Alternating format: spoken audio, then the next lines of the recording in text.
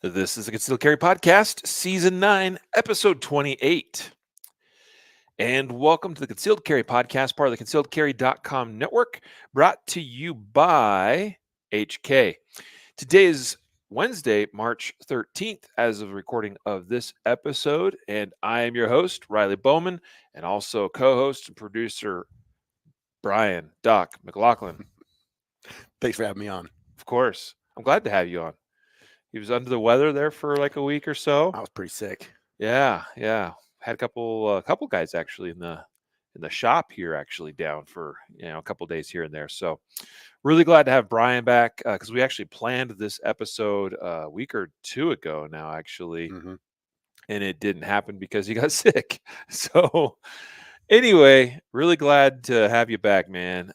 Today we're actually doing our second installment of what we're calling our Uncensored Beginner's Guide to Training. This second installment we're calling Create Your Dojo. We're going to talk about dry fire practice, particularly how to do it, how to go about it, how to set up your home or your office space or your garage or whatever, and also tools and resources that you can use to make it more effective and to help you. So that's the focus of today's episode. I'm excited to dive into it with you. It's going to be good stuff. I think beginner things, I'm always looking to enhance the fundamentals and to relearn all that small stuff. I feel like that's where you get a majority of your progress is if you understand those fundamentals really well. And if you can do that at home and practice that on your own time and for cheap, that's even better. Yeah, I agree. Awesome. But first, today's episode is sponsored or brought to you by dryfireproshop.com. It is your one-stop shop for all things dry fire product and resource related. Hope that you'll consider checking out dryfireproshop.com and giving them your support, which supports directly this podcast. So thank you for your support of our sponsors. And also Guardian Nation, guardiannation.com, of course, is the link, the website. Guardian Nation, many of you should be familiar with already. If you're not, that is our membership program that folks join and on a monthly or quarterly or annual basis and get a ton of amazing benefits, including all kinds of free training in the Guardian University members area. Also, discounts on products, including memberships like CCW Safe and other things. Dry fire products. Oh, absolutely. Yeah, you'll get 10% off everything sold at concealedcarry.com just by being a member of Guardian Nation. So there's many reasons to join today. So consider signing up at guardiannation.com. Again, thank you to our sponsors. And thank you to your support of our sponsors. That's partly what's enabled us to continue doing this podcast after 8 years. Yeah, it's been a while, huh? Yep. Can you imagine when we hit a decade? Coming up. The podcast is doing great. I don't know, Everyone seems man. to be enjoying it. 10 years just seems so long Yeah. to do a thing. So let's go ahead and get into today's episode. Training, well, first of all, creating your dojo. Okay, and we'll tackle this a couple different ways. Let's talk about setting up that dojo. Let's talk about training at home. That's a good place to start. It's, I think, really important that we set ourselves up for success in the space that we're going to be conducting our dry practice. So, what are your first thoughts on creating your dojo? Well, I think coming from the beginner perspective, like what are your thoughts on why they should do this? What are the pros and cons of doing dry fire practice as opposed to going to the range and doing live Right. fire? Do you have some thoughts on that? Of course, I do. So, first of all of the high level shooters, performers, and this is true on the competition side as well as on the defensive or tactical side. But those that have a high degree of skill usually have such because they've done a fair bit of dry practice. So, like that right off the bat should be a clue to all the rest of us that if you want to get proficient with particularly tools of defense, they are technical, physical, tactile tools that require skill development. And the way skill development is going to happen is by good repetitions and a lot of repetitions. And while you certainly can learn in live fire to get, to learn pretty much all the things and get really good, it's not always the most effective way of doing that, especially from a cost standpoint, right? Mhm. And so dry practice, or dry fire as it's more commonly known, is I mean, it's basically no cost or low cost, relatively speaking, compared to, range fees or a range membership. Of course, you may have a lot of that anyway, but it's certainly cheaper than live fire, just in terms of ammunition cost and expenditure, right? Because every time I pull the trigger in live fire, there's a cost associated with it every time. There's no getting around that, unless maybe you get your ammo given, your ammo's given. I guess there's still a cost. I'm thinking of those that like maybe work for the government, for an agency or something, and they get, a fair bit of ammo allotment. But in the end, we all still pay for that. But anyway, All right, well, let me play the devil's advocate here. sure, Riley, I'm sure, I'm pretty rich, man. I don't it doesn't bother me to go to the range that often. sure. I'm not too worried about that. Why would I want to dry fire? So I do think that there are some things that actually make a lot of sense training in dry practice as opposed to in live fire, because so part of skill development is not only doing a lot of repetitions of a thing so that you learn, all the nuances and the steps and everything associated with that skill. I mean, like, let's just focus on, say, like the draw, for instance, right? So to complete a draw, particularly if I'm doing it from concealment, like, I'd be carrying here today, right? um, what do I got to do? I got to clear a cover garment out of the way. I got to get my hand on the gun. I've got to have good access to the gun to do that. I've got to get a good purchase on the gun, get it out of the holster, right? Marry up two hands on that gun, proper grip, extend to the target, and fire a shot, right? Okay, so could I do that in live fire? Yes. However, part of skill development is what's known, I mean, it's basically, well, chunking is one of the concepts that's often discussed, which means like you want to take like individual components of a thing or of a skill, and you want to work on those individual components, and then eventually you chunk those together, and that makes the whole thing, right? And so by that I mean, like, one of the steps of drawing your gun is getting the cover garment removed out of the way so I have access to the gun. Another step is just getting that initial contact point on the pistol and doing that consistently, right? Mhm. So here's where I'm going with that, Brian. Where I think a lot of people fail, that overemphasize learning or doing skill development in live fire. Not that that's a bad thing. However, it's easy when it enters into the equation that at the end of a thing you're going to have a bang, right? It's really easy to get hyper focused on that, because I mean there's a bit of a dopamine hit, right? Like a bit of a reward of, I got to go bang. And right. And so it actually can take your focus away from those individual components of that skill that you really want to isolate.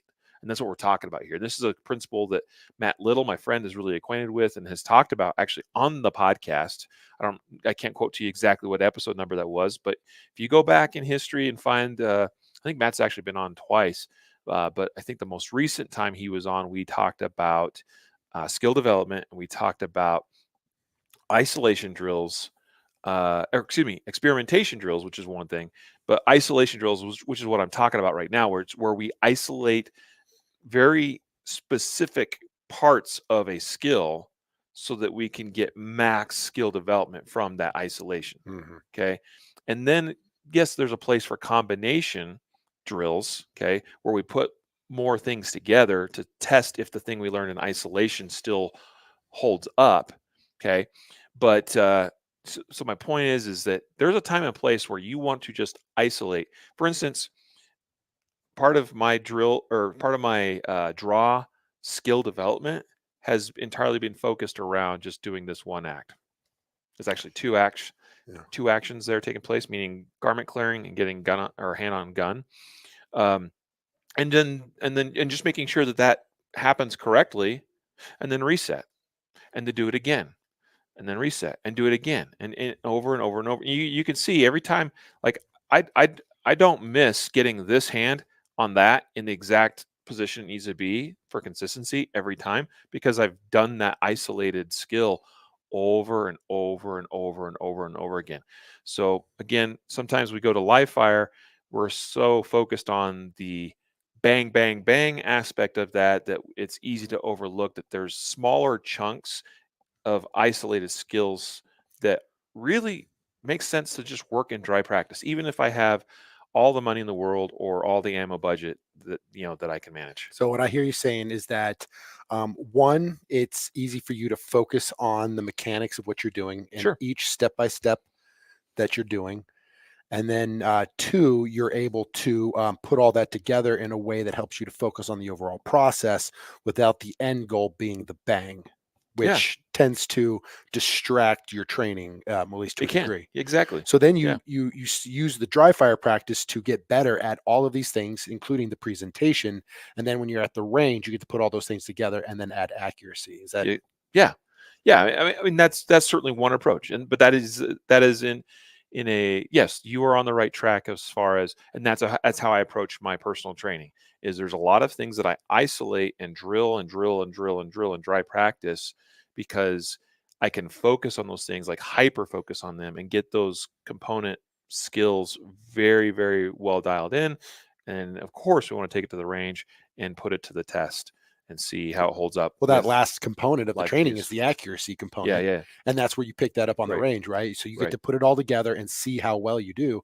And I really like how what you were talking about how you would just do your um, just get your combat grip on your gun and then go Sure, back to reset. I think something that really helped me when I was starting to learn all these things was breaking everything down into a step by step basis. exactly. Step one, clear cover garment. Step two, get a good combat purchase on your pistol. And then you work through each step all the way to presentation until you actually press that trigger, practice your trigger control, your sight alignment, your grip, and all that, and make sure that you still all have that.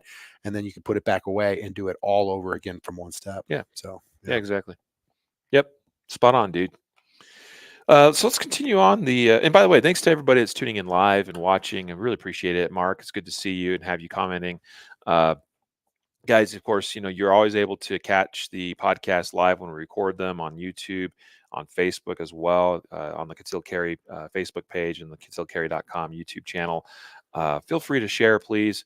And, we always appreciate that. And of course, if you're not catching us live and you're just listening on your favorite podcast app, I mean, we always appreciate you as well. We may not get the live, interaction with those of you that catch the replay, if you will, but certainly you can always contact us at our podcast hotline email, podcast at Well, I'd concealedcarry.com. love it if you guys dropped a comment down below, said something about how often you dry fire practice and Yeah. how long you've been dry fire practicing. I think that would be very interesting to know. Yep. Or if you're not doing dry fire regularly, why not? Mm. Let us know. Um, Not that we're here to judge or anything, but we definitely want to I'm help you. judging. You better be dry fire practicing. But we want to help you all get better. That's why we're here. That's why we're having this conversation. I mean, after all, this is the uncensored beginner's guide to training. Let's continue talking about setting up your dojo. So let me just kind of explain. Let me explain two sort of, I guess, procedures that I follow, Brian. Uh, Both in that I actually do quite a bit of dry practice here in the concealedcarry.com headquarters. In fact, right just off to the side here is where I filmed a lot of the shooter ready challenge videos that we used to do. We quit those just a few months ago. By the way, I'm going to mention those again and tell you where you can still access and watch the whole archive of all those shooter ready challenge video series. Um, but sometimes I'll actually make use of the warehouse, especially after hours. There's nobody here, and I kind of have free reign of the place, and I got a little bit more space, and so I'll set up and do a little bit of dry practice also in the warehouse space.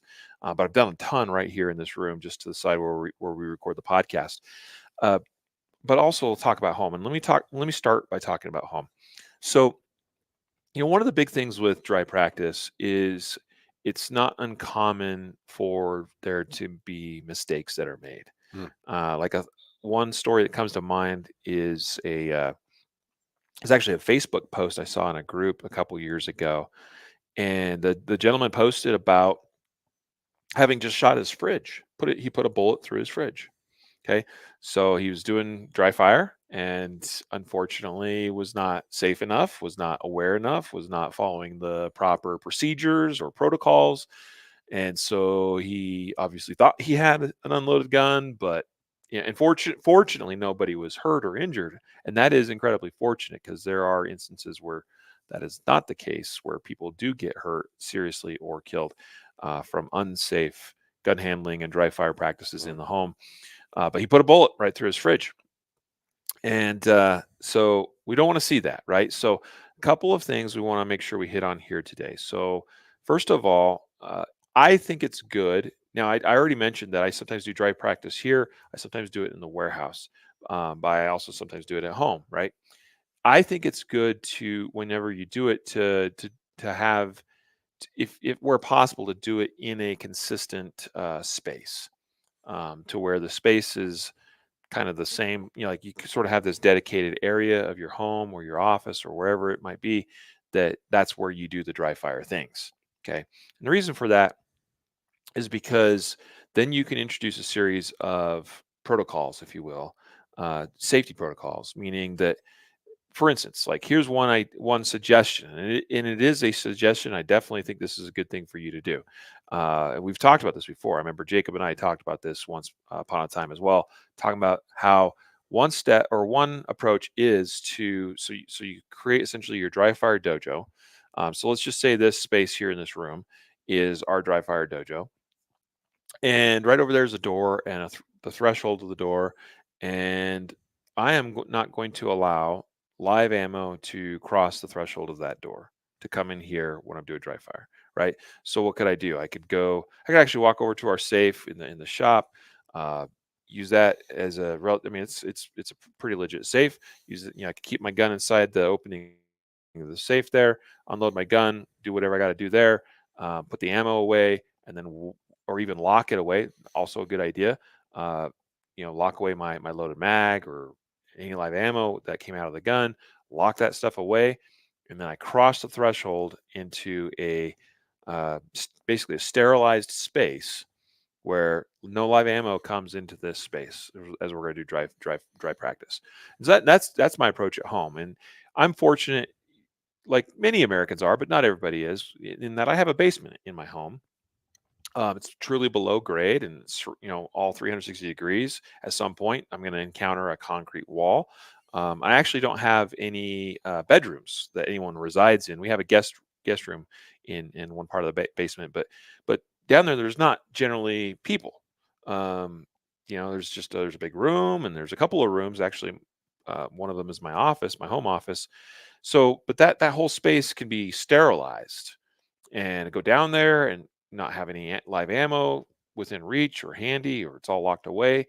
Um, and then I can conduct safe dry practice, right? And so that's a part of this creating the dojo, is to create the space and set it up in a manner where you do the dry fire things in the dojo, in whatever space that is, whether it's a room, whether it's a garage. Now, I did mention that I talk about doing some dry practice here, also in the warehouse portion of the headquarters here. Um, but follow the same procedure. If that's the dry fire dojo today, then okay, no live ammo over there, right? In the space where I'm handling guns and doing the dry fire things. Okay. So we want to still follow all the same basic rules of firearm safety, right? So, making sure that we know the condition of our firearm, making sure that it's unloaded when we need it unloaded, double checking that, or triple checking that where we need to, making sure, or being mindful of where the muzzle is pointing, what we're doing that way, and where possible, it's ideal, obviously, to have a true backstop of some kind. The nice thing in the building that we're in, it's not necessarily true of like some of the side units that, we have some neighbors to the sides here. Um, but a lot of the exterior walls are solid, like CMU block or stone. Like the front is some kind of concrete stone facade. And so, that's nice because, I can actually use some of these walls for like true backstops, which is good. So where possible, it's good to think that through and create your dry fire dojo built around that. And I already kind of mentioned in the basement, as long as I've ensured there's no one else down there with me, then I got basically, pointing the gun up is a problem. But as long as I'm keeping the gun horizontally or down, I can go any direction I want to because I've got safe backstops everywhere. Yeah, this is an important concept, guys. I mean, if you're new to shooting and you're new to dry fire practice, making sure that you have a sterile training environment is very important. It's easy to get complacent, especially if you're walking in there and say you have a mag loaded up with dummy ammo and you're sitting there training and you're not paying attention. You accidentally pick up a mag with live ammo in it and you pop it in there. Yep, That's a pretty exactly. common thing that can happen. Happens all the time. I know I went to Front Sight. That's the one in Nevada, Pahrump, Yeah, Nevada. yeah, yeah. I went to Front Sight with my Now dad. If you, defunct. It's actually it been taken is. over by a company called Prairie Fire. Yeah. Yep. Well, when I went there a couple years ago, one of the things that they said when I was checking into the hotel down there was like they said there was going to be an extra fee for replacement of mirrors if you shot a mirror, Mhm. because it was pretty common for the students to show up there to take a class at Front Sight and then go back to their hotel room and practice what they learned on the range that Sure, day sure. and not pay attention and actually put a bullet through the mirror because they're watching themselves be super cool, in the mirror, and so they wind up putting one right through the wall in the mirror. So it Not happens. not cool. No. Speaking of which, since I do a little bit of traveling, and sometimes that travel is because of big like USPSA matches, like national championships or something I'm traveling for, or maybe it's a class I'm going to teach. But especially like major matches, because I'm going there to compete and I want to do the best I can. It's not uncommon I'll do dry fire, the night before the match starts, or Which is totally that. fine if you got the right protocols. Right, right. And so you might be in a hotel that's, multi-storied. You've got, units above you, units below you, folks to either side, basically completely surrounding you. I've certainly been in those situations, and it's a little bit unnerving to me when I see some of my friends sometimes post dry fire videos of them in a hotel room. And like I know they're safe, I know they're responsible people, but I'll tell you, one of the things that I do when I'm on the road, especially, and I do it at home too, and I do it here in the office. Uh, I actually do it quite a bit here. In fact, all the guns that we have on site for like holster manufacturing purposes for test fitting and all that, everything is barrel blocked, and I use a barrel block at home. Uh, and that's just, I mean, it gives you an extra layer of reassurance, of security, of, you can put that barrel block in and know, and it's very obviously seen. It should protrude a little bit, at least from the end of the barrel. You should be able to check the chamber and see that bright orange. In the case of 9 millimeter, they are color coded if you're not aware. So like 380, I think is blue. And by the way, the colors are all like, there's blue and there's green and there's yellow and there's orange. They're all intended to be pretty brightly colored, even when they're not like the common 9 millimeter bright, kind of hunter orange color that is the most common one, because that's the 9 millimeter version. But anyway, use a barrel block, put the barrel block in, uh, and then you can kind of do sort of whatever. I mean, you still want to be safe. You still want to follow all the same protocols as best as you can. But a barrel block does make the gun essentially inert and will not allow ammo to get fed into the chamber. Uh, I like to also use the mag block that ships with every barrel block. It actually ships with three, so you can stick those in your magazines, and you can check and confirm that the magazines, if you're doing like reload practice and stuff like that, because you can check and make sure that there's no live rounds in the mags, and you can essentially certify that by inserting a mag block now into the magazine. So now it's like, okay, I look at my magazine, I see an orange mag block, and I check my chamber, and I can see I've got the barrel block installed, and then I pretty much will do whatever I feel I need to do for that dry fire practice session. And and I generally try to keep things oriented towards, like in a hotel type situation where I've got units every which direction. I still try to do most of my work facing the exterior wall, because I still feel like that's the direction of least consequence. But yeah, having a barrel block, and that's really, we're talking about setting up the dojo and talking about protocols. That's one of my protocols now. And I don't think I have it with me here today, but I often have a barrel block in my back pocket because I dry fire pretty much every day. And so several months ago, I finally was like, I should just have a barrel block with me all the time, It's part of your EDC now. you know? Yeah, I mean, because it's not uncommon. It would not surprise me one bit. I'm not saying that I'm going to today. I have actually a lot on my plate today, but it's not uncommon that, middle of the afternoon, I'm sitting here in the shop, and it's like, let's take a quick breather, need to step away from things, whatever. Unload the gun, throw a barrel block in it, and do some quick dry practice for Mm, 5 minutes. yeah. I do that all the time. And I know that some people will talk about, and this is a good suggestion, by the way. Some people will talk about having dedicated dry fire, or guns dedicated for dry fire, um, because they can basically keep it always unloaded and always barrel blocked or something like that. And that certainly is a great way to go, because I'm not doing anything to compromise my actual carry gun when Mhm. you do that. But not everybody's able to do that. Not everybody's able to have a copy of their EDC gun that they reserve for dry fire practice. And so, you know what? Follow all the safety rules, have a barrel block handy, stick it in, do your dry fire. When you're done, pull the barrel block out. If it's your EDC and you got to load it back up, do the thing. Not a big deal, but be safe about it. Follow the safety rules, create some protocols that allows you to create your dry fire space, your dojo, so that you know that, hey, in this space, I am doing dry fire things. Okay. And this is the other key thing. When you're done, and this I think is where some mistakes have happened with some folks, is they get done, like you just got done practicing draw, present, press trigger, or whatever it is, right? There's that's the most simplistic dry fire thing that a lot of people do, but there's certainly way more that you want to be doing in dry fire than just simply drawing and pressing the trigger one time each time. But when you're done, you got to basically say, okay, I am now done dry firing. I am like, when we're done and my gun's loaded back up and it's going in the holster, I'm done. There's no more draws. Okay. There's no more repetitions. Why not? And it helps to leave the actual space where you're doing the dry fire and be like, no more of that.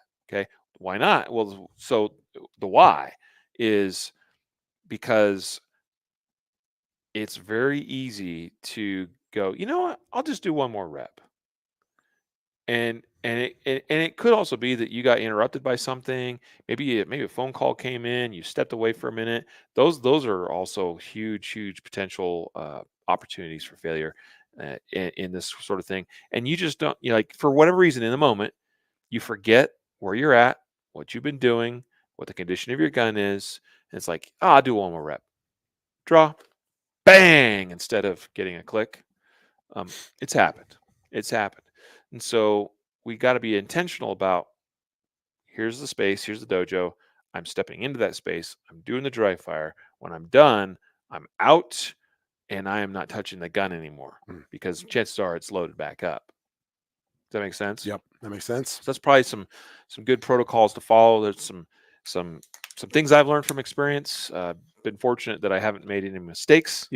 Like what some of the things that we talked about, because I've been diligent in following those protocols. Okay, use your brain, use some common sense, follow the rules, and come up with protocols that also work for you in your specific circumstance. Because we're talking generalities here. We're talking about best practices, but what I do might not necessarily be exactly what you do, because my situation may be a little bit different than your situation. Hmm. And what kind of targets do you think they ought to be using? Well, I think you can use a lot of different targets. I like a lot of the scaled targets. Okay. And by that, I mean, mostly because usually we're working in relatively confined space, right? Um, so I like practicing as close to 1-to-1 as I can, in that on an outdoor range, I might be working at 5 yards, 7 yards, 10 yards, 15 yards, whatever the distance may be. Well, I only have a couple of rooms in my home that are actually 5 yards across, or maybe Mm, slightly more, I see what you're saying. So right? scaled, you mean they get progressively smaller or larger Right. to represent how far away they might be. Right. So a common thing is actually a lot of dry fire targets are 1/3 scale. Mm, And actually, we have some on the wall over here. yeah. And you can go to, so this is actually, you bring up a good point. Uh, One of the resources, and by the way, there's a ton of resources listed in the description, in the show notes of today's episode. One of those links that's in the description, or in the resources, is concealedcarry.com/print targets. Okay, we have a whole repository of free targets that anybody can just print off and use for live fire and dry fire. And certainly some of them on there are more intended for live fire versus dry fire, but they can honestly be used both ways. I've seen a few people send me photos of them using one of our 1/3 scale USPSA targets, live fire at the range, and that's fine. But really, what the 1/3 scale targets are usually intended for is doing dry fire inside like your living room or your basement or in this office room here where from there to there is like, I don't know, 15 feet maybe, and I can use a 1/3 scale target. And the beautiful thing about a 1/3 scale is so often at the live fire range we talk in terms of yards, 5 yards, 7 yards, 10 yards. I mean, sometimes people say feet or sometimes they say meters, Right. but it's very common, especially in pistol training, to talk in terms of yards. Well, how many feet are in a yard? 3. Three, right? So if you're using a 1/3 scale target, guess what? However many feet away you are from that 1/3 scale target it's the visual equivalent. It's the relative size, the same way as if you were looking at that same target in full scale at whatever that number is in feet, but in yards. Mm, So if I wanted to practice the equivalent of dry fire practice on a 7-yard target inside this room, okay, on my scaled down target, that 1/3 scale means if I put that target at 7 feet, visually, it's the same difference as if I was on a live range with a full scale target at 7 yards. that makes sense. Okay. Yeah. That's a cool resource. Yeah, and that's actually a thing that people sometimes get confused about, but it's really not that complicated. If you only work with 1/3 scale targets, the math is super simple.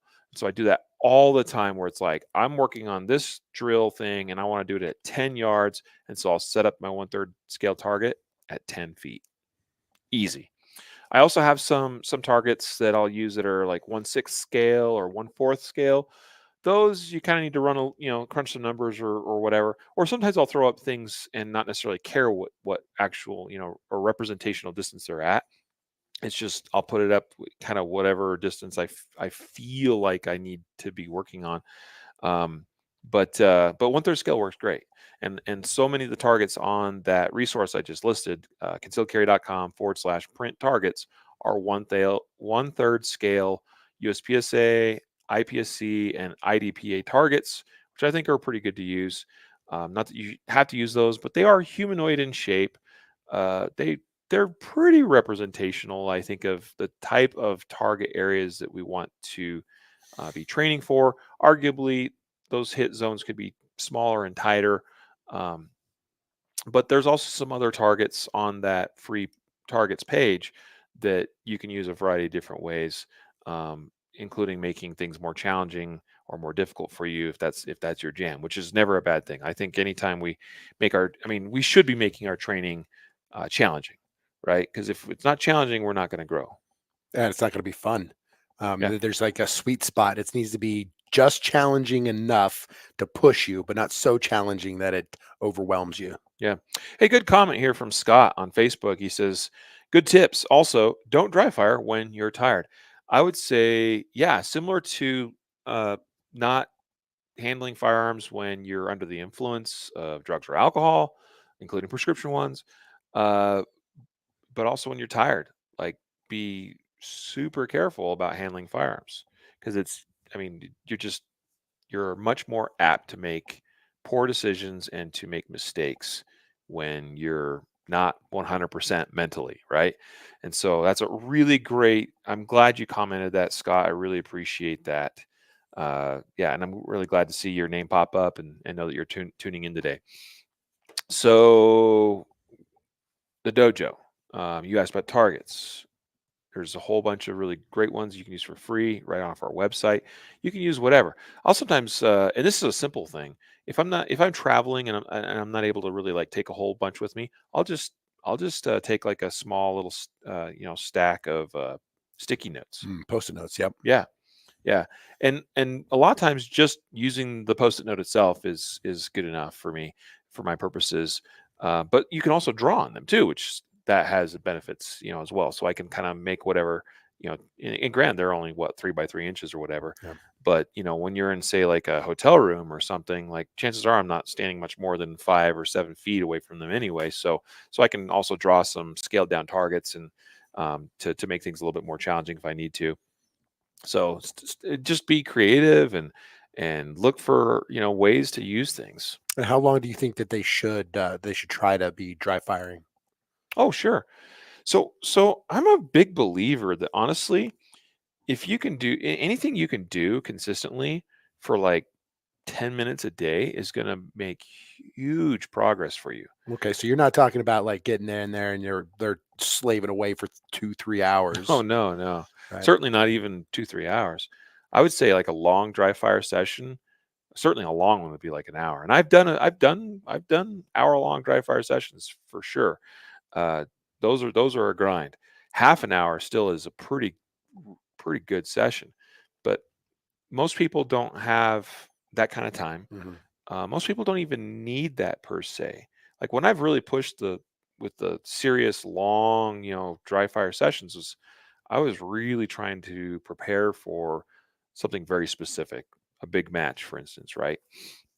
And I had a specific, maybe a certain thing from a previous match that was bothering me that, I needed to get worked out of my system, like struggling with reloads or something, and it's like, okay, let's work on that. And I'll just grind and grind and grind and grind, trying to get that whatever that shortcoming was, sort of figured out. I think though, honestly, if you just take, and sometimes it probably doesn't even take 10 minutes. If you're really focused and really dedicated and really intentional at what you do, you can probably do 5 minutes a day of drive practice. If you do that consistently, you're going to see return on investment from that for sure. 10 minutes, I think, is honestly, I think 10 minutes is probably the sweet spot for a lot of people. Not so short that you're, I think, selling yourself short. Like you can do some good work in 10 minutes, but it's not so long that it's difficult to do. You know what I mean? Like, Yeah. and just about anybody should be able to fit 10 minutes somewhere into their day if they care enough about it, Right. right? You know, Yeah. it's like, what are some other things you're doing where you're giving up 10 minutes from your day? You know, that could, be just, hey, stop watching so much TV, Yeah. Um, I mean, you're learning a good skill. You're using your body. You are doing something, productive. I think that's an excellent way to kind of round out the end of your night, kind of chill out a little bit before you start going to sleep and that kind of yeah. thing. So what would be an example, do you think, of a 10-minute training schedule for somebody who's probably Yeah. doing what kind of drills might they do at, like what would Yeah. that look like? By the way, this is feeling like an interview. Yeah, well, A- I'm and I think it's awesome. It's great. Like Brian's asking all these great questions. Uh, so let me give you an example of like a simple 10-minute session for me. So what that looks like a lot of times, and I'm going to try to keep this simple. So, because honestly, and relatable, I think to where a lot of folks are at. One of the big things I see consistently with from shooters is they could use more proficiency in drawing their gun. Okay. A lot of times it's just inconsistencies that they're not quite gripping the gun the same way every time they go to grab and draw from a holster. Um, some of it is working through um, some just slower parts of their draw, like where there's hesitation for whatever reason, where there's like little pauses, where there's inefficiencies, things like that. Draw, I think, is really important. And I think it's one of the easiest things to work on in dry practice. It's not the only thing you should be working on, but let me just use this as an example, a simple 10-minute session. I will typically, and I do like working with a shot timer, by the way. I was going to ask that what you Yeah. use for that. Not that you have to, but I do think a shot timer is a beneficial tool in dry practice. So I would take a shot timer. And wherever you are at, like you should have kind of an idea of about where your skill level is at. Mhm. So if in live fire you are pretty consistent at being able to draw and put a single round on a target at 7 yards in say 2 seconds, then it's 2 seconds. Okay. For me, it's right around a second. Okay, especially for concealment, which is pretty smoking fast. All right. That's not where most people are at, but it's something I've practiced a lot. And that's why it's like I can do a second draw pretty consistently. Um, I don't, so the way, so what I would do is for probably about the first minute of that 10 minutes, I would take my shot timer and I'd set a par time on it. So, with a random delay start, so that when I hit the button, I get myself in whatever position, hands, below, wrist below belt, or hands up in a fencing position, or whatever, it could be that I'm holding something, holding an object, and I'm going to practice dropping that and then drawing, whatever it is. I get in position. When I hit the shot timer button, I want a random delay start. When that goes off, it's going to go beep, and then it's going to go beep, right? That's going to be the second beep, which is going to be the par time beep. So if my baseline of what I can kind of consistently do in live fire is like a second, then I'm going to start actually at about 1.2. Okay, so like 20% slower than what kind of where my baseline performance number is. Mm. Okay, and that's essentially my warm up. So it's no different than, like the other day I did a 4 mile run up Green Mountain. And yeah, I'm not a big runner, 4 miles is a but good I did not distance. run 4 miles. I spent about the first 3/4 of a mile walking, Mhm. warming myself up, you know, before I got into any running. So, and that's advisable. Like before you go do any kind of physical activity, like you should warm up. You should, maybe do some walking. Um, you want to stretch, do those kinds of things. So for me, the warm up and dry fire is kind of the same thing. It's so I put my part time where when I start it at about, about 20% slower than what my baseline is. And I'm not trying to do anything crazy, but it's just okay, do the reps, do them perfectly, Mm. perfectly, Mhm. right? And at a 20% slower pace, super easy to do. Okay. And that's just warm up. And I might only do, say, 10 reps at that pace. And then what I'll do is I'll start stepping that down. So then I'll go down to 1.1 seconds, 10 reps. Then I'll go down to 1 second. That's my baseline, 10 reps, sometimes maybe 20. Kind of depends on the time I have. At this point, you're probably about 3 minutes into your dry fire session. Okay. So you're starting off slow. You're working your Hmm. pistol draw first.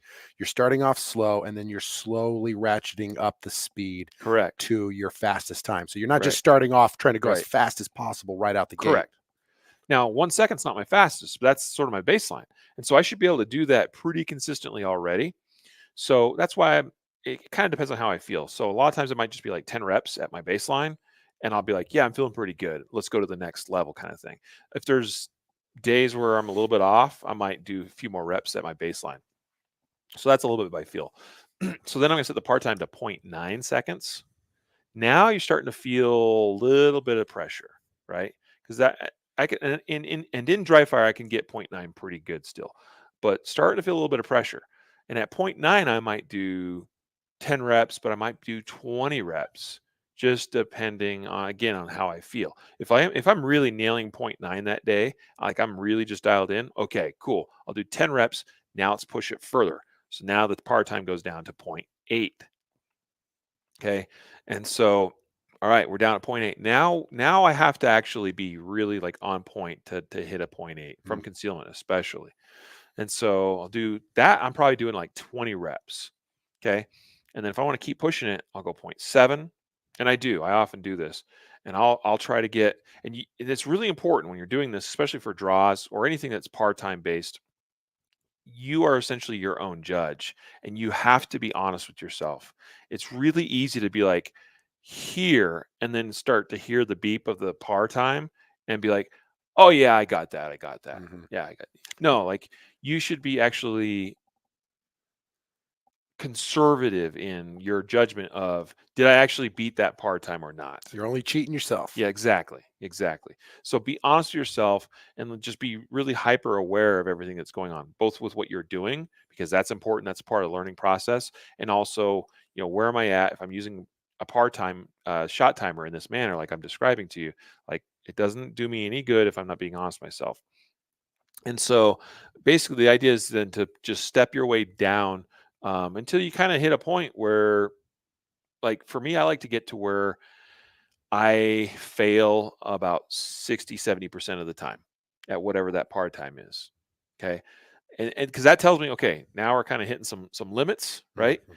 And but that's where the growth honestly starts to happen. If you're still doing good reps, quality reps, if you're doing it intentionally, when you get to a place where it's really pushing you, that's where the growth happens. Okay. And a lot of people do the same thing over and over and over again and never really push themselves and realize that in dry practice, that is the time to push yourself. And that's actually another point I meant to mention this earlier when you asked about, well, if I have an unlimited ammo budget, like why should I dry practice? Well, another reason is in dry practice, especially when I'm following proper safety protocols, especially when I'm doing like a barrel block or something in my gun, there is virtually zero downside in. I mean, as long as again I'm doing it intentionally and I'm paying attention to what I'm doing, there is very little downside in me pushing the envelope of my performance Mhm. of speed, especially stuff that I would do in dry fire that is safe to do in dry fire because it's dry fire. There are things that I wouldn't necessarily do in live fire, or at least wouldn't push myself that much Right. because there's a risk there. Because if I push too far, too hard, too fast, and I foul something up, and next thing I know, I've got a bullet hole in my leg, or I've Mm. got a dropped gun, which is never good. Um, so there are things that we can practice in dry fire that because of the safer nature of that, right? Right. Because of the environment we've created, the protocols we're following, there's things we can practice in dry fire that we wouldn't necessarily want to practice in live fire due to increased risk. Yeah. I love what you also said about doing everything perfectly.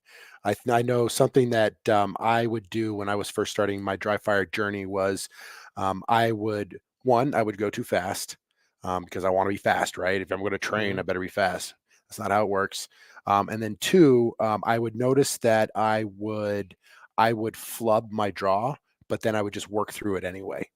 Sure. And something I would do instead is that every time that I would mess up like my initial grip, I'd stop myself, reset, shake it out, clear my head a little bit, Yeah. and then try to do each one slower and perfectly so that each step is exactly right, nice and slow. And then, like you said, start speeding that up, Hmm. putting all the steps together and then do it a little faster and then a little faster and then a little faster. And then once you start maintaining that for a degree of time, pretty quick, like you're gonna get a lot faster. Yeah. Yeah. I'm glad you mentioned that too, because that's exactly kind of so what I've described so far would take me 5, 6, 6.5 minutes of my 10-minute allotment. So what would I then spend the remainder of the time doing if I was again this just keep in mind that in this context that I'm discussing, this is purely just working on draw mechanics in dry fire. There are other sessions, and it's not a bad idea, by the way, to have like Monday's my draw day. Tuesday I'm working on reloads. Wednesday, I'm working on transitions or whatever, and you can spend 10 minutes a day and just on those things, right? And then kind of rotate back through some of those sort of focused skills that you're working on rather than doing like a session where you work on all these different things in one session, which is also viable. I'm just saying there's different approaches here where you can have different days that you focus on different things, kind of like, hitting the gym where you got, leg day and you got, you know, arms day, you're doing however you break that up, upper body, lower body, core, or, whatever. So, so I'm glad you mentioned that because the next thing, if I've got like 3 to 4 minutes left, Brian, then I'm going to particularly look at when I was pushing myself and I started experiencing failures, Mm. then I'd want to identify what were those failures, right? So if it was a grip purchase problem at the holster, meaning that when I start trying to push for that point 0.7, and I'm not quite getting the grip properly, consistently every time, like there's just something there that's not quite right. Okay, well then what am I gonna do for a minute or two? You gotta focus on that. I'm Right? going to just focus on that. And that's where I'm going to get into the micro drill of just doing this and then resetting, not even pulling the gun out of the holster, right? Just boom. Okay, reset. Boom. And it's good to just pause and actually kind of evaluate, be like, is my thumb where it should be? Is this finger where it should be? Is this finger and these other fingers, and just thinking about and evaluating, did you hit that grip the way you need to so that it's consistent every time. So you're going to micro drill the failure points and that's where I'd spend the rest of my time. And then if I like when I get towards the end, so let's say I'm at 9 minutes, I got 1 minute left. The final thing I'll do is I will put it whatever I was working on all together one more time, and essentially at or maybe just slightly beyond my baseline performance time. I'll spend that last minute just doing that so I get good, clean, successful reps. I want to leave that dry fire session on a positive note of success. Okay, we put in the work, we identified some things, we worked on some things, and now put it back together before I wrap it up for the day. So I don't walk away frustrated, like, oh, I'm having such a hard time sticking this reload. Okay, micro drill out the thing if you're just not quite getting it angled right or whatever, you micro drill that thing out, and then that last minute or so of your dry practice session, just go back to what you know at the baseline speed or time that you can do consistently, and then do that for a minute or so you get some nice, good, clean reps that you can walk away from and be like, awesome. Because Right. if I had to use my gun 15 minutes from now when I step outside my door, like that's the last thing I want to remember Mhm. is I know how to do this. I know what to do. I know that I can be successful, and you've got the confidence to deliver that performance. Right. And you're also being introspective about your training. You're being very self-aware of what it is that you're doing. You're being very methodical about how you approach it. I mean, you have no choice but to grow if you're trying to do something like that. I think it's essential because you're also going to be practicing each one of these skills. You have to turn your weaknesses into your strengths. I mean, it's pretty normal for human beings to avoid those things that we're not good at. But once you start to kind of look at what your training is and how you're doing it, start to Yeah. figure out where your hangups are, start to pound those away, and pretty quick you're come out on top. Yep. Awesome. Awesome. We spent quite a bit of time talking about that. I think it's all good and relevant and important. But let's shift gears a little bit here. Let's talk about some of the products that we've already talked about barrel block quite a bit because one, it is very useful. It's very safe. It's very simple. It's also very affordable. It's actually one of the more affordable dry fire oriented products. What are maybe some of the other products that you have experience with? My next favorite choice would be the dummy ammo. Hmm. I love that because you get to work reloads, malfunction drills, all that kind of stuff. So I love the dummy ammo for all of that kind of thing. I like running through and having a couple in my magazine, and then going through and working my rack and the slide and that kind of thing, and then also getting the trigger press. Yep. So I think that's my next choice for the next most valuable dry fire training. Awesome. Yeah. Yeah. Dummy rounds are great. By the way, we sell the Ready Up Gear, which is our brand, Ready Up Gear dummy rounds. We actually went through it took almost 2 years, redesign process on the dummy rounds, made them better, more awesome. And they are frankly still a heck of a value because they're one of the best price options that you can find out there for dummy ammo. Check out Ready Up Gear. There is a link in the show notes for the dummy rounds, but on readyupgear.com, you'll find them. Also on Dry Fire Pro Shop. One of the episode sponsors today, dryfireproshop.com. I should mention that I think pretty much everything that we talk about in today's episode, as far as products are concerned, yeah, you'll find those products on their individual respective websites, but you'll find them also at dryfireproshop.com. That's why that website exists, is to kind of be that one-stop shop for all those things. So you'll find the Ready Up Gear dummy rounds on dryfireproshop.com. Let me give you, well, so I do want to, before I mention some other products, I'm going to piggyback off of something you said. And I do want to make it clear, by the way, that other than I think a barrel block is really good and important to have, because especially if you do a lot of dry fire, I mean, I think having a barrel block is a no brainer. Simple, low cost, have it, use it, put it in the chamber in the barrel of your gun. And it's just a good idea from a safety perspective. Um, But do you need to have products for dry fire? I would say no, because I mean, really, what you'd need is, basically your gun and a holster and a barrel block. Wink, wink. Um, and you could do a lot. And in fact, that's what most of my dry fire practice just involves: that my holster, my belt, my gun, and a barrel block.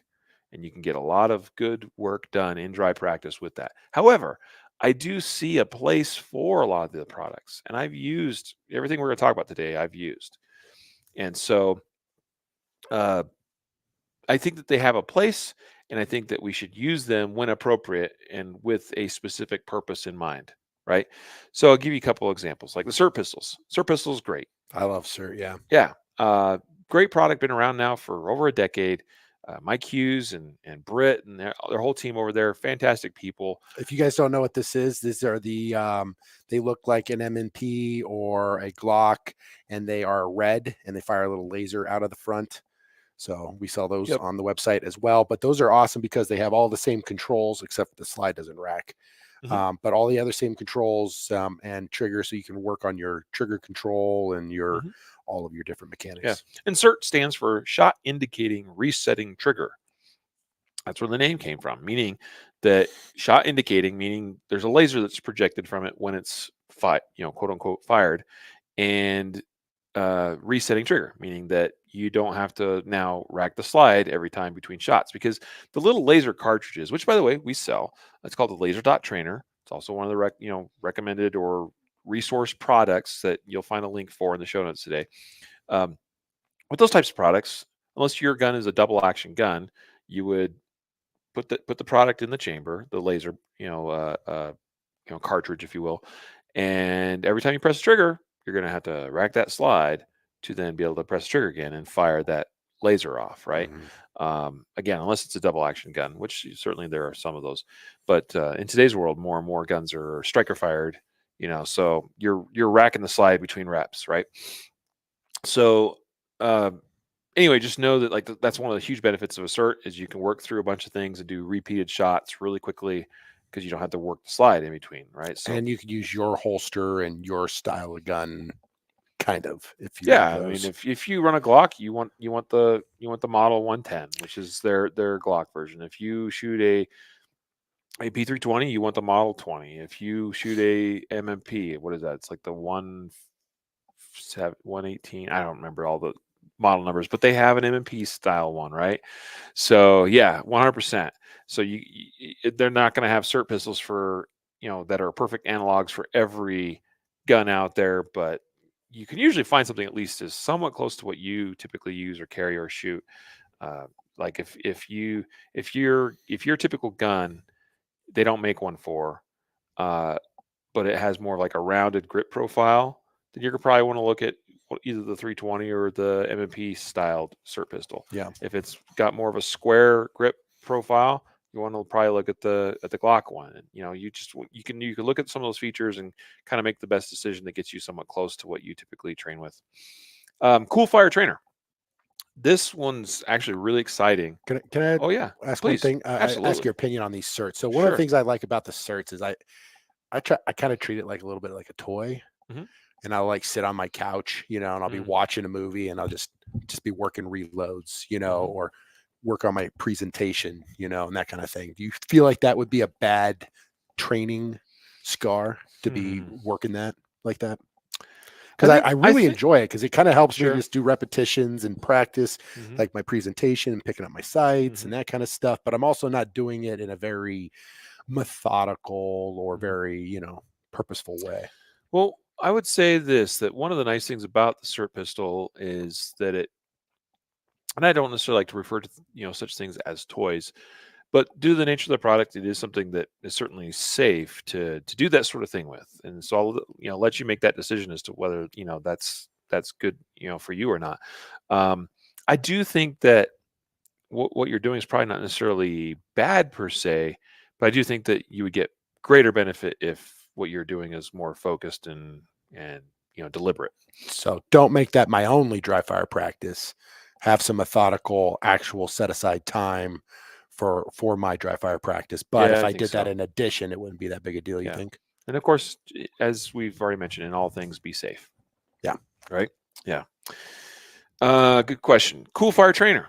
This was a product I was really excited about when I first came across one a number of years ago, because what it does allows you to use your actual gun and you replace the barrel with their barrel, which their barrel is actually a small compressed air tank, which you then charge with a CO2 tank, like a paintball gun tank or a soda stream tank, CO2 tanks that are under high pressure, and they got special adapters. And you install the cool fire barrel into your gun. You install their recoil spring into your gun. You put your gun back together, and now you got the cool fire installed. And typically, the end of the barrel of the cool fire product is the charging valve, meaning that's where the gas goes in the air. And so then, I've got like over there, you can't see it, I know on, you guys, but on the video feed here, but I've got a Soda Stream CO2 tank I see with that. an Yeah. adapter on it that mates up with the cool fire product, and you just press it onto the valve, and it charges the barrel with gas, and then your gun functions pretty much just like your gun, right? You press the trigger, the striker or the hammer falls. It actually pushes in on a small little valve, which is where the primer of the round would typically be. But in this case, it's a small valve on that cool fire barrel that allows it to shoot some gas back at you. It then actually has a rod, if you will, that protrudes from the cool fire itself and actually initiates cycling of the slide. That's how it works. Yeah.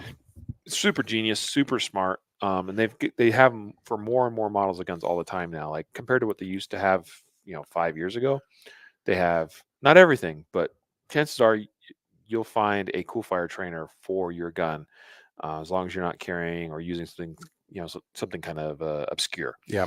What I like about that is that a lot of us have aftermarket triggers and things on our guns, and so if you're running a cert gun, you're not going to have that same aftermarket trigger that you're used to on your duty weapon or Hmm. your Yeah, concealed carry yeah, pistol. So you're not going to get that same trigger press kind of thing. So that's kind of useful for yeah, that. yeah. Um, Next product, and we could spend more time on some of these, but this is more at this point more of an overview because I'm looking at the time and it's like, oh, we're going to be, you know, this would be a long episode if we just keep going the way we've been going. Dry fire mag would be another product. What is a dry fire mag? So it goes, it sounds, it pretty much is what it sounds like. It's a magazine that you can put into your gun. They've cleverly designed, because it's specific to each gun, but there'll be like a little arm piece that interfaces typically with the trigger bar on your particular gun. Yeah, and what it does is that the dry fire mag gives you a resetting trigger, and it gives you kind of a click. It's a little bit different than the click you would normally expect from when you actually fire your gun, but or actually press a real trigger. But it is an option, and then some people seem to really like it. It's probably the product I've used the least. Uh, it and here's the thing, and so uh, hey, again, some people really like it, and you should definitely check it out if it's something you think would be good for you. I think it's probably pretty popular amongst the Glock users because one of the unique characteristics of a Glock is the trigger really only returns back forward when the slide cycles, whereas on some other guns, like say a P320 or I'm carrying now a VP9 from HK, those triggers have a return spring that even though the striker has been released, the return spring on the trigger, pushes the trigger back forward, and so you can still get some trigger manipulation without a click. But I will simulate, repeat shots in dry fire, just because the trigger, moves back and forth, back and forth, back Mm. and forth. But I want to say this too, by the way, and this is true even if you are say like a Glock user.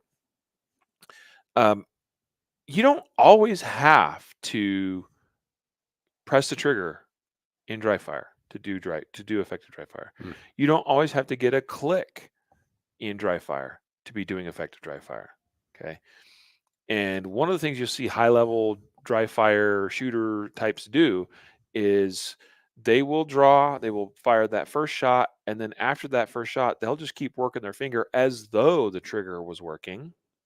Okay. And they'll work their way through multiple shots. I do this all the time now. And the idea is that I'm putting a lot of my focus and attention into what I'm seeing, because that's honestly what a lot of shooting is about. And I'm monitoring my sights for movement as I'm manipulating the trigger back and forth. Or in the case of a Glock, I'm just slamming my finger into the back of the trigger guard basically over and over and over and over again. And I'm trying to do that without disruption in the sights of Right. the gun. You'll see high-level shooters that do drive practice do this kind of thing all the time, where they continue manipulating the trigger, even if the trigger is not actually functioning still. So in that way, you don't necessarily have to be racking the slide between every single shot and between each iteration that you're doing in practice. It's just some food for thought, okay? But the dry fire mag is one of those products that, if it's available for your gun, it's not available for all models, but it's available for a lot more than it used to be. That's for sure. If you want to have a resetting trigger, an articulating trigger it's kind of a what I would call a simulated click. It is a click. It's just not going to be the same kind of click as what you get when you normally press your trigger. You can check out Dry Fire Mag. Link in the show notes. We talked about dummy rounds. We talked about laser dot trainer. Let's talk about a couple of products, but these are more like on the software side. So there's the laser app. There's Laser Academy, which is a competitor and is from Mantis. And there's this virtual reality system, which I've been getting some experience on, called Ace XR. Uh, have you messed around with any of those products at all? I've seen you do it, and you made it look really fun. It is fun. If you have followed the Shooter Ready Challenge series that I've filmed for like 3 years, you saw the laser app system get used a lot. I think it's not something that I would do every single dry fire session, although I know some people that do that. Um, but it's something I used for the express purpose of mostly getting the time data out of what I was doing in dry fire. Mm. Okay, because traditionally, as I mentioned earlier, the way to sort of integrate time pressure into dry fire was to use par times with your timer, and then it's just the honor system as far as did I get that within the par or not. Okay, and that's still not the same thing as being able to just run a drill and see what the actual time readout is of doing said thing, Right. and that's what software systems like the laser app, lasrapp.com, or Mantis's Laser Academy. That's what they allow you to start now getting some of um, that time data, right? So I like that occasionally in my dry fires so that I can see if what I'm doing is actually working without necessarily having to go to the range with an actual live shot timer with live rounds being fired. Hmm. You can still gather a lot of the same data. You have to be real about it, because obviously I can work a cert pistol's trigger really fast and get a lot of hits on target that's probably at a speed that's faster than what I would do if I Right. was getting recoil. But you can also integrate Coolfire Trainer into using something like the Laser app with their laser module on there. And in that way, you do get some simulated recoil as well as hits recorded on target. And the software can read those laser hits and record that data. So that's kind of cool. I was going to ask what you thought, how important recoil control is in this, because it's hard to replicate that with Yep. dry fire practice, and that's a big deal when it comes Yeah. to follow-on shots and accuracy and that kind of thing. And you don't generally have that. I mean, your cert pistols and a lot of the stuff, especially that app, Yep. that video game, that virtual reality that Yep. you were getting into. Obviously, we're not going to have that recoil management. How? Yeah. What are your thoughts on that? Okay. So my thoughts are that the best thing, the closest thing you can get in dry fire is to use the Coolfire Trainer for recoil management type training. It's not exactly a perfect one-to-one, comparison, but it is something, and that is something. The second thing I'll say is that as long as you're being honest, like as long as your technique is good, so like grip, especially grip technique is good, and you're being honest that in dry practice you are actually gripping the same way you would grip in live fire, meaning gripping including with the same amount of strength, because it's really easy. And I'm glad you asked this, because it's a common pitfall that some shooters experience, that in dry fire they tend to get a little bit lazy because, well, I don't have recoil. And I'm not saying people do it intentionally, but it happens very just sort of naturally, Right. that because you subconsciously know there's not going to be a gun kicking you, so you're naturally not going to grip it as tight as what you normally would. So a curious thing happens in the virtual reality system, the Ace XR, that I haven't experienced anywhere else, and I don't know fully quite how to express it or make sense of it necessarily. But in that virtual reality system, even though the gun itself that has the controller and everything in it is not recoiling, is not moving, but virtually you observe and see the gun in the game, if you will, Mhm. recoil. And that does something to me mentally I can't quite explain. But what I've noticed in that Ace XR system is that I grip really freaking hard. Because and I know that because I can only last about 3 minutes, and I'm like, Oh, "Oh, you're not man." used to shooting for that length of time, huh? Yeah, but, and once I noticed it, I started paying attention to it, I'm like, "Whoa, I'm really gripping this tight." Interesting. And I think part of that is because in the virtual reality world, you're looking at your sights and you're seeing every little thing, every little bit of movement, and to minimize that movement, including this simulated, replicated, whatever virtual recoil, Mm. like it just causes me for whatever reason to bear down on the gun with a lot of grip pressure because I'm trying to minimize that movement as much as possible. So I'm not going to say it's a perfect analog for recoil management training. However, it's kind of trippy, and I think that it has resulted in some benefit for recoil control practice, even in dry fire. That's kind of what I'm getting across the board here is that there's no one perfect Yeah, system for dry fire practice. You kind of need a combination of a few of these, if not all of them. I mean, imagine this will be something as your training journey progresses, you'll take things in and get rid of things that work right. for you and don't work for you and that kind of thing. But it seems like you're going to need something to kind of hit a various of Yeah, all of these bases. yeah, Yeah. yeah. So I apologize. I feel like we could probably do more justice even still on some of the products, but we've mentioned some. You're welcome to research them. The links for everything we mentioned is in the show notes, by the way. So I do encourage you guys to check those out. There is one thing we didn't mention. We mentioned the company, but we didn't actually mention the specific product. We mentioned the Laser Academy, but also made by Mantis, of course, is the pretty well known Mantis X system or Mantis X10, which is probably the more popular one that people buy now. And that, of course, is just a device that records the movement in your gun especially as you're pressing the trigger and things like that. And you know, that I think that has some value as well. I don't think it has to be the end all be all solution for all the things because it frankly can't be. But it is something that's interesting to mess around with and to train with. And I think there's some learning that can occur absolutely from using something like the Manus X system as My well. dad So has the Mantis. yeah, He adores it. He loves it. That's his thing to do at yeah, night before he goes to bed. He breaks out the Mantis. He works on his reloads and all of his yeah, trigger controls and stuff, and he loves it. yeah. My one caution with that is don't let your dry fire become just this one thing, which I've seen a few people with the Manus X system where the only thing they do is focus on being able to press the trigger at a somewhat moderate or slow pace and they're trying to get that score as high as possible, right? And I know there's like the different drills or benchmarks or things within the software, that encourage you to do different types of trigger presses. But that's not all there is to dry fire. There's so many other things we need to practice. So just keep that in mind. Let's shift gears. Brian, I'm going to ask you, and this was something you put in here, talking about, the context here is creating your dojo, getting the most out of your training in your home or at home or at the office, for some people that are able to do that, like we are. And I know a few people at work, in gun friendly environments and actually, do some dry fire and stuff in their office. But the point here is, um, let's talk about physical fitness. Hmm. And I want to hear your thoughts on that. You felt it was important to include in this discussion. So let's talk about that. Well, I think one of the things, well, what are we doing here? I mean, this is martial arts.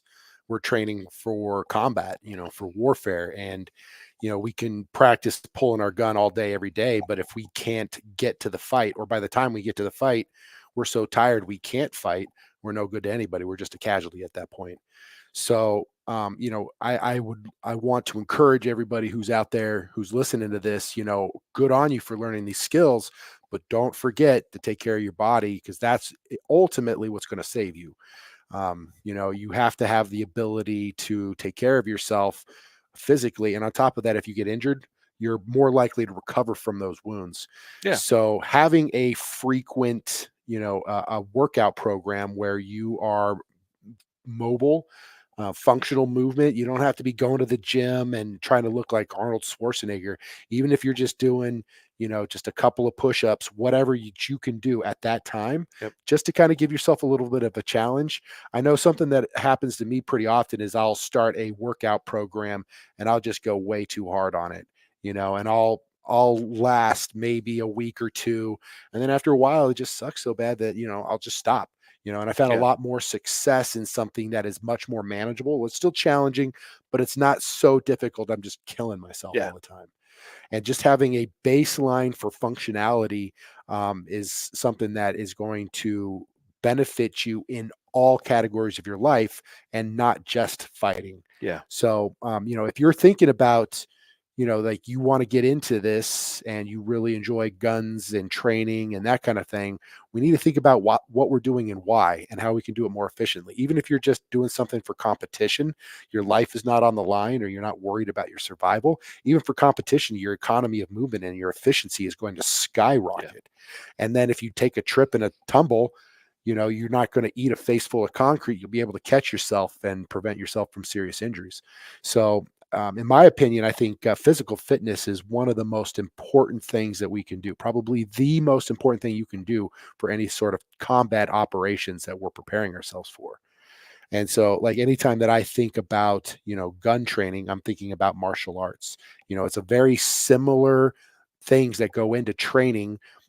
Punching and kicking goes into drawing your own weapon and being able to fight Yeah. effectively. So, and I know you've been also your exercise journey lately has been improving pretty substantially. You've been back in the gym quite a bit too, right? Yes. Yeah, that's true. Um, and it's been a process. And I think it's important to recognize that we're all at different points and places along the way. Uh, whether it's with respect to gun related skill, concealed carry stuff, whatever, or fitness and health. Some of you out there listening or watching uh, might, just due to age or due to injury, may be difficult to do certain things. Um, some of us are overweight. Some of us aren't overweight. Some of us are trying to put on weight. Like I have a friend that's trying to, to bulk up and is is trying to do that because he has his reasons for he has his goals he wants to achieve. Me, I'm trying to go the opposite way. I'm trying to lose some weight. Happy to report I've lost about 10 pounds in the last. In fact, actually, when I hopped on the scale last night, I was almost exactly 10 pounds down from 3.5 weeks ago, I Mm, think. So I'm pretty happy about that. These pants I'm actually wearing, if I took my belt off and like just held out the waistband, there's about that much. time to buy a whole new wardrobe. I have some pants on order. Yeah. Well, I think one of the So things that people often think about is that they're like, um, I need to do a lot, yeah. and you don't. A lot of times people will say, well, like, I'm not going to get any better. I'm like 85 years old. Like, what am I trying to do? You could always Yep. be a little bit better than you were before. Yeah. And if you're just a little bit healthier, that could make the difference Mhm. between life and death for you. And that's kind of where I was going with what I was saying too. Is that it's not like my point was that we're all kind of different places along the journey. Some of us, including talking about fitness, are ahead of others or behind others or whatever it is, and that's okay. The point is to always try to be moving in the right direction, like doing something today that makes you a little bit better and a little bit stronger, a little bit healthier, a little bit faster, whatever it is, right? It's the same approach to what we were talking about with dry fire. That what did I say? Do like just do 10 minutes a day consistently, and you're going to improve a lot as a shooter, right? Same approach on the fitness side. Like you can always go more hardcore if you want, but you can just take 10 minutes a day and get up out of your chair and go for a walk. If that's all you can do today, we'll do that because that's better than not going on a walk, Hmm. right? It's moving the needle in the right direction. Something else you can do today, pay attention to what you eat. So I've been tracking my food for the last 3+ weeks, and it's interesting. just by tracking it, the difference that's made in my food choices. Oh, you're more aware of what you're eating. Yeah, and I know like people have told me that before, but I was always like, "Oh, it sounds like brain damage to actually, track," and it kind of is. But the cool thing is, in today's world, there's things like apps that make it, and some of those have existed for a long time, but like app technology just gets better and better all the time, and it makes it easier.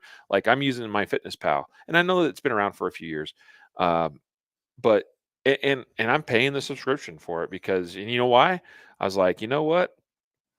If you got the subscription, you can use the barcode reader, and I eat something and I just scan the barcode and I go, that's how much I ate. Hmm. And it takes like that long. And that I'm like, if I'm going to track, if I'm going to actually track, I have to make it as simple and as brain dead as possible, meaning like requires very little brain power to execute. And so I was like, okay, I'm like, let's pay the whatever $7 a month. I can't remember what it is, you know, like it's probably going to be worth it in the end. And so that's what I've been doing, and it's actually made a huge difference. And I'm certainly paying for the app because I'm not eating as much. Yeah. So that alone is covering the cost of Yeah. that premium membership. But there's other apps too and stuff out there. But anyway, fitness is important. Everything you said is 100% true. I've been kind of on a journey for a few years. I've also had some setbacks with some knee problems, some ankle problems. Um, but I'll tell you, man, I ran 4 miles up a mountain the other day and back down again. And my calves are a little bit sore today. My knees feel amazing. Mm. I mean, they don't feel like amazing, but like they don't feel like I ran 4 miles up and down a mountain, What I want to know is how's So your brain feel? Do you feel good about that? I felt great about that. Yeah. Absolutely. Yeah, it was good. I'm Yeah, gonna I'm like gonna I'm gonna do there's more of that. that is I honestly believe, like you can say all this stuff about being better, and being in better shape so you look better or you fight better or whatever the case is, but ultimately working out is just so good for your brain. Yeah. Like when you come down from accomplishing something like that and you get to tell somebody, there's a little dopamine hit there. Like Heck yeah, I man. can see that smile on your face, like you're reliving that moment Yeah. where you just pushed yourself and did something that a lot of other people probably can't do, Yep. or wouldn't want to do, Yeah. because it's just too difficult, but now you have, you get to carry yourself a little bit better and feel a little bit better. I know for myself, I have to do things like that on at least every 3 months or my brain starts to eat itself, but I'll go out every 3 months and do a long, hard ruck march or a long run or just do something crazy. And, Yeah. and that will provide me with a lot of motivation to keep going. A lot of energy comes from that for me. Awesome. Yeah, man. All right, so don't overlook physical fitness, and it does help in all these other areas. Your dry fire will, like, for instance, your grip will improve if you get stronger. Mm. Just, I mean, think about that, You'll right? move faster from target to target. Yeah, So all good things. Last things here to kind of start wrapping up this episode. We want to talk about some online training resources. Okay, so one of the episode sponsors today, of course, is Guardian Nation, which, of course, that's our membership program. Something, I already gave you the pitch earlier, but something worth looking into. We've got hours upon hours upon hours of training content for members in Guardian University. Guardian University, by the way, is open to anybody. You can actually buy any of the courses a la carte and have access to it anytime you want virtually in Guardian University. But Guardian Nation members get full, complete, unfettered access to Guardian University and the dozens and dozens, actually like hundreds of hours of training content in Guardian University. So that right there alone is, I think, worth it to be a Guardian Nation member. And on top of that, discounts for all the products for dry fire. Yeah, all the products we mentioned, right? So anyway, that's an online training resource. I also want to mention the Dry Fire Corner, which this is a new feature we added to our site just a month or two ago. So if you go to concealedcarry.com, up in the upper right hand corner, it says Dry Fire Corner. And by the way, we've put a whole bunch of dry fire training resources on that page. So you click on that corner, click on the upper right hand corner where it says Dry Fire Corner. It's going to load the Dry Fire Corner page. And then there's just resource after video after product, like all this stuff, all right there for your convenience, so you can access Dry Fire Corner whenever, and it's free to access, of course. And so check out Dry Fire Corner at concealedcarry.com. Another great online training resource. Tell us about the next thing here. It's listed: Mountain Man Medical's free course. Never heard of them. Oh, No, I don't know that's too anything about bad. them. Oh, now, well, hey, dry fire practice for medical training. Yeah, That's important. Do you know yeah, how to put on a tourniquet? Do you know how to put on the tourniquet the right way? Have you practiced putting on a tourniquet? Probably not, right? Well, you need to try it out. You need to practice a little bit. Mountain Man Medical, we got a free course, teach you how to do all that stuff. Mountain Man Medical, you can check out. We've got training tourniquets, so you can do your own dry fire practice. Like, don't forget, shooting guns is important. Knowing how to patch yourself after all the shooting's done is yeah, also important. So make sure you're learning these good skills. Now, I always like to say that medical training is not nearly as physically intensive as shooting. Like, there's so many things that you have to go into that you've got to remember for all the little different things that you got to do. But medical, a lot of it's more of just your knowledge. You're not really working on your skills nearly as much. Putting on a tourniquet is not that difficult to learn. So you don't have to recover that stuff so often. So I generally recommend maybe quarterly or twice a year that you need to go back and review all of this stuff, maybe have some partners that you can practice with and that kind of thing to keep it on the top of your head. So this is not something that you got to be working on every single day, but maybe quarterly, maybe twice a year, break out all your stuff and redo the course and practice all of the skills that are involved, because you don't want to be trying to make that up on the fly when the time counts. So that yeah. might be a good option for you. Awesome.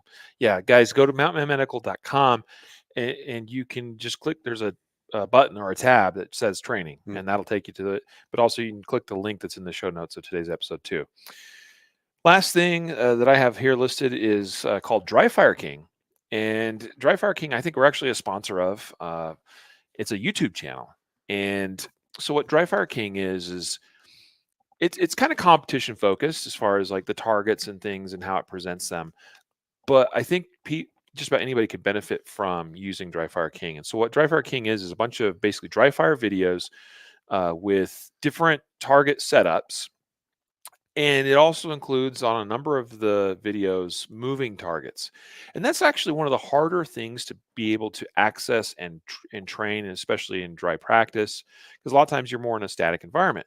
And so it's good to mix it up a little bit and, have the practice of, oh, I've got to track that target and still be aware of my sights and be able to get good hits on it, for instance. And yes, a lot of those are going to be movers where it's kind of, like a swinger that just goes back and forth like this.